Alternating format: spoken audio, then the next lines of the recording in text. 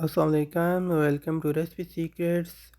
Guys, आज की इस वीडियो में आप लोगों के साथ बीफ शामी कबाब बनाने की रेसिपी शेयर करूंगा, जो कि बनाना नहायत आसान और जायके में लाजवाब है। सो गाइस, इस रेसिपी को फॉलो करते हुए आप अपने घर में रेस्टोरेंट की निस्बत बेहतरीन कबाब बना सकते हैं। सो गाइस, ये कबाब बनाने के लिए, ये रेसिपी बनाने के लिए सबसे पहले हमने 2 किलो बीफ को अच्छी तरह वॉश कर लिया। उसके बाद हम इसमें 1 किलो दाल चना का इस्तेमाल करेंगे। उसके बाद ये खुश्क मिसाले जो कि आपको स्क्रीन पे शो हो रहे हैं, ये नॉर्मल किचन में यूज़ होने वाले मिसाले हैं, कोई एक्स्ट्रा या सीक्रेट मिसाला इनमें ऐड नहीं किया गया। सो गाइस, ये मिसाला जात हम इसमें ऐड करेंगे।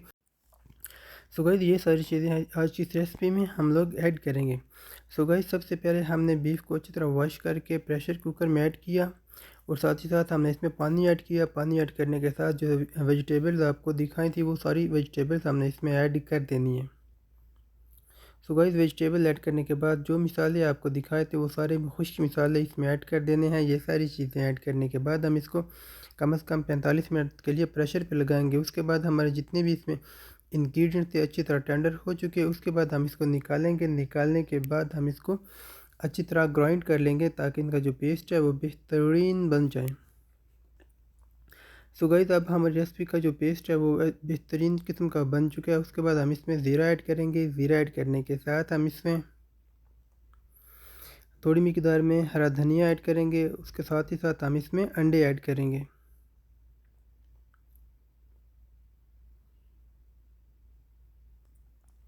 सो गाइस, इतनी मिकदार के लिए आप 5 से 6 अंडे जो हैं वो इसमें ऐड करने हैं। ये अंडे ऐड करने के बाद हम इसको अच्छी तरह मिक्स करेंगे।